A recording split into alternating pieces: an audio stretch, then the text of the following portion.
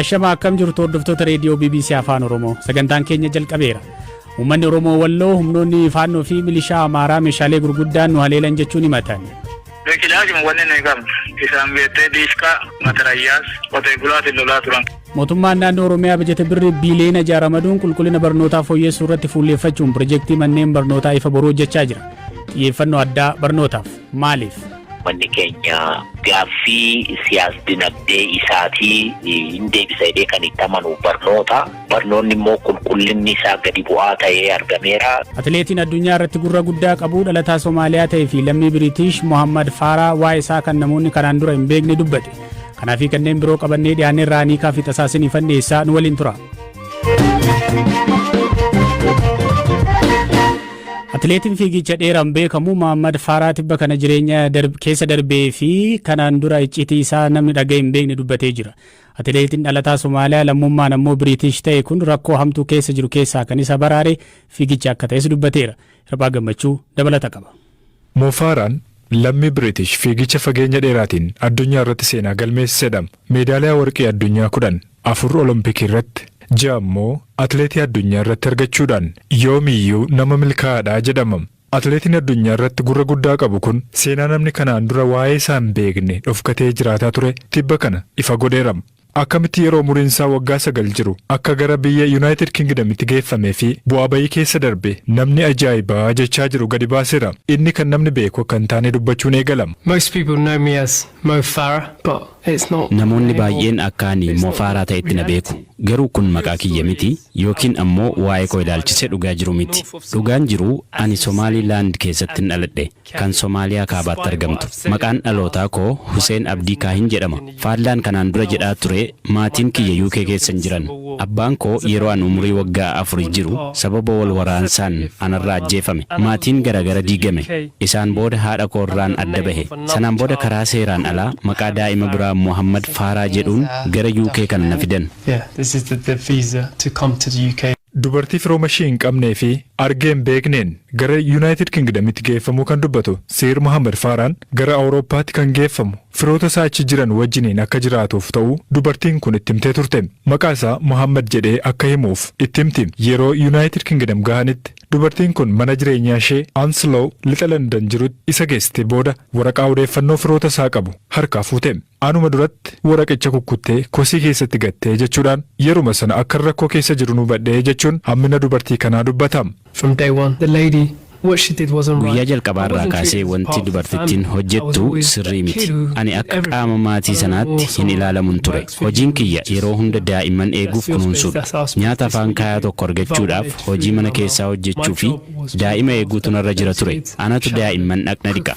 Anatu isaaniif nyaata qopheessa. Anatu uffata isaanii miica. Waa hunda anatu hojjeta. Kanuma keessaa dubartiin na hojjechiiftu kun yoo maatii kee deebi'ee arga jette waan tokkollee jechuun qabdu. Ani namni wanta ani keessa darbeeru jira jedheeyyuu hin yaadu. Kana keessa darbee as ga'uun kiyya carra qabeessa ta'uu koo agarsiisa. Anaan kan na baraaree fi akkan adda ta'u kana godhe fiigicha danda'uu kooti. Wantan keessa darbe kana bara dheeraaf ukkaanfadheen ture. Haa ta'u malee yeroo hagamii ukkaanfattee qabattee teessaa.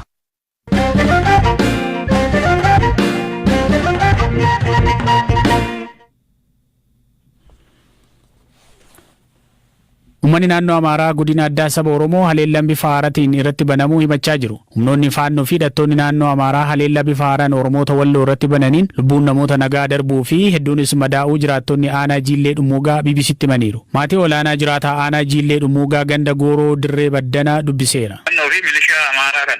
Maalirraa argitanii kanaaf faannoo fi milishaa Amaaraa ta'uu wanni ittiin mirkaneeffattan maali? Huccuu fi mattaakaa isaanii abbaa keessadha ijoolleen kakkootu taate akka sanitti qaamni qabatamumaan irra gahamee jira. Qaamni mootummaa raayyaan ittisa biyyaas haa ta'u yookaan immoo poolisii federaalaa qaamni federaalaa naannaa san dhufeera. Dhufee humna isaaniitii oli ta'eetu bakka isaanii sodaataniitu baqataniitu walakkaa bahan. Oromoonni Walloo maal keessa jirraa ittoommi isin wanni haalli keessa jirtan maal fakkaata haala kanaan haleellaan akkanaa irra deddeebiidhaan mudata waan ta'eef? Oromoo wallola hin taane taati yoo rabbuun tigaa furmaata fidee kan jiru taati malee Oromoo walloo hacuuccaa cimaa keessa galuuf deemu. Waan irra hojjetanii kennan san naannoo Amaaraadhaa kun dhossee humna addatu jira uummata Oromoo walloo kee humna addaa kan hidhateetu jira malee qotee bulaan akkana hin godhuu kan juudhamu kan yaada irratti dhiyeessutti jiru. Jarris kalee gallaba dhufee sheenee kottaa janeetu biyyattii nama tokko nama humna addaadhaa kan ta'e keessaa dhabanii keessaa baanu. Haasuma dhugaadhaa qabatanii isuma dhugaa jirtu kana qarbutti jiran isaan amma naan duraas makkanaa kana humna addaati waan addatu uummata lolutti jira malee Amaara lolutti jira malee qotee bulaadhaa miti kan jaa turanii sunis makkalaatayaanis amma naan dura bara lama moo sadii duratti sheenee ture kan dhugama qabatee tuma keessaa beekte uummata Oromoo qotee bulaa malee waan takka humna addaadhaa keessaa dhabe. Meeshaan ittiin lolli kun deemaa jiru yookaan immoo qaamni si waraanu kun meeshaan inni hidhate meeshaa akkamiiti isinoo meeshaa akkamii qabdu? Beekilaajuma wanni nuyi qabnu isaan beektee diishqaa matarayyaas qotee bulaatiin lolaa turan keessaa lolli kaleessaa kun bara waan nama ajaa'ibu waan qotee bulaa qotee irraa hiikee isaanis deemuun diishqaadhaan nama lolu jechuun. Jiraata naannichaa kan biraa ganda halaalaa kubii biyyaa BBC'n dubbisees haleellaan karoorfamee fi itti yaadamee walloo kamisee irratti gaggeeffamu waan si'a takkaa lama mudatu osoo hin taane kan itti fufee gaggeeffamu akka ta'e dubbata. Isaan buqqisuuf akka irratti duulamaa jiru himuun ulaa kamiiniyyuu uummanni socho'uu dhorkamee marfamee jiraachaa akka jiru dubbatu. Hangaa naannaa jiillee dhummuugaa BBC'n dubbise tokko rakkoon jiraachuu himanii nagaan akka bu'uuf carraaqaa akka jiran dubbatu. Rakkoon kanatuun jalqabe hin jedhamne malee loon maasaa seenee waan akkanaati jaameeti kan yaadamu gamanarraa gamalachuu namni dhumee jira qabeenyi barbadaa'es hin jira nageenyi bu'ee jennee boqonnee turre amma namoonni baay'eenis karaa isaa rachuun dhumanii jiranii gama kanaa silaa gara 17 bira ga'eera amma namni du'e madoonis akkasuma baay'eedha bireenii nama diishkaan illee sagaleen dhaga'ama lola rakkisaadha kan ture. Jedduu kana lamaanitti uummanni garuu miidhamaati kan jiru keessattuu karaa Oromootiin kan jidduutti deemee dhumaa jiru ilmaan qonnaan bulaati. Qonnaan bulaan lamaan ganama kanallee bilbilaan walitti haasa'aa turan inni dhume nuuf hin ka'u isinis nurraa wal qabaa nuyi isinirraa of qabnaa humna keenya oli ta'a namni humni dhufutti jiru amma rakkoo guddaan jiru gamana warra walitti naqu jira warra miidiyaan sooshaal miidiyaadhaan maalloon gubate daayii gubate akkana maalloo goone waan akkasiiti kan ummata keenya jeeqaa jiru halkanii guyyaa walitti dubbanneeti kan hojjechaa jiru isaanis gama isaaniitiin nageenya waaraa carraaqati kan jiranii marii yeroo adda addaas walitti dhufnee godhaa turre inni federaalaa xiqqoodha kanas jiru poolisiin federaalaati isaan sun immoo danda'anii qaama lamaan kana gargar dhaabuuf humna hin arganne kaleessa seenanii yaalanii turanii garuu danda'anii gamanaa deebisuu hin dandeenye amma achiin nuuhu rakkoon kan irra gahe isaanirraas rakkoon gaheera kan jedhu odeeffannoon qabnu geggeessan carraaqirra jira gamalachuu rabbis nu gargaaru carraaqitti jirra har'a nagaan oollee boruus rabbis nagaan nu oolchu amma garuu humni federaalaa seenaa jira. Bulchaa godina Shawaa Kaabaa kan ta'an obbo Taaddasaa Gabratsadiq gama isaaniitiin naannolee jedhamanitti dhuguma walitti bu'iinsi jiraachuu amananii rakkinicha akka hin babal'anneef humni dabalataa garasitti ergamu miidiyaa Al'aayin jedhamutti himaniiru.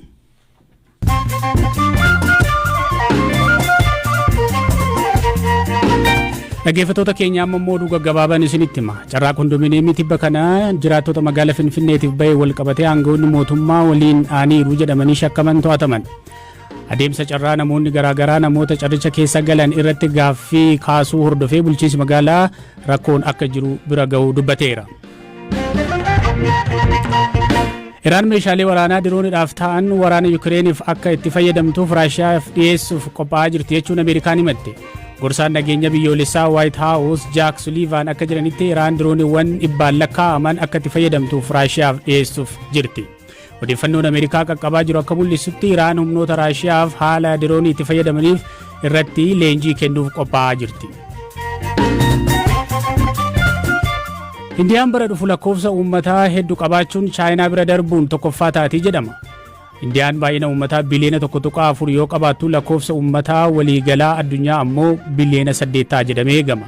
Lakkoofsi uummataa akkaataa bara 1950moota keessa tureen dabalaa akka hin jirre kan ibse dhaabbanni mootummoota gamtoomanii akkaataa guddina lakkoofsa uummataa akka kanaan duraa saffisaa miti jedheera.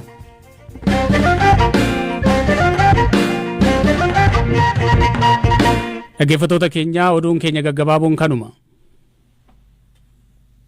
Mootummaan naannoo Oromiyaa maallaqa birrii biliyoona 6 ramaduun waggoota 3 darban keessa gaaffii qulqullina barnootaa deebisuuf fala tokko kan jedhe manneen barnootaa sadarkaa isaanii eeggatan jedhu ijaaraa jira. Manneen barnootaa kunneen qorannoo biiroon barnootaa gaggeessa jiru irratti hundaa'uun guutummaa Oromiyaatti kan ijaaraman yoo ta'u, tibba kana immoo magaalawwanii fi godinaalee adda addaa keessatti eebbifamaa jiru. Waliigala piroojeektii mana barumsa ifa boruu kana ilaalchisuun waahilli keenya Biraanuu Gammachuu itti aanaa biiroo barnoota Oromiyaa fi gorsaa biirichaa kan ta'an obbo Efreem Tasammaa dubbiseera. Maa inni maqaa isaarraa kaa'ati? Maaliif maqaan kun mogga'ee akkamitti mogga'e? Egaan maqaan waa malee hin mogga'u kuni maqaa piroojeektoota amma geggeessaa jirruuti. Ifa boruu jechuun fuuldura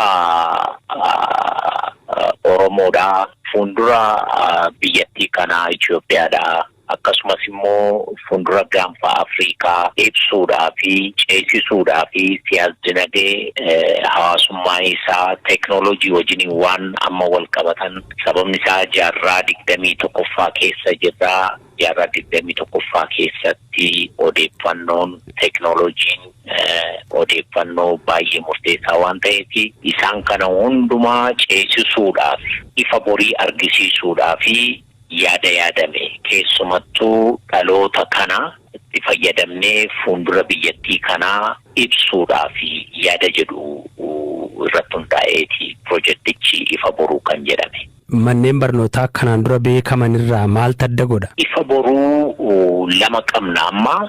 Inni tokkoffaan ifa boruu sadarkaa lammaffaa kan jedhamanii bara bajeta 2013tti bajanni mootummaan naannoo Oromiyaa ramadee manneen barnootaa ifa boruu sadarkaa lammaffaa 100 ijaaramanii bara barnoota 2014 kanatti hojiitti kan galanidha. Inni kan biraan ifa boruu bultii addaa sadarkaa lammaffaa kan jennu isaan kun torba akka Oromiyaatti isaan kun barattoota simatee tajaajila bultii tajaajila nyaataa dhugaatii hundumaa danda'ee bakka itti barsiifamudha. Kanaafuu ifa boruu lamatu jiru. Inni kun deebii lama deebisuudhaaf.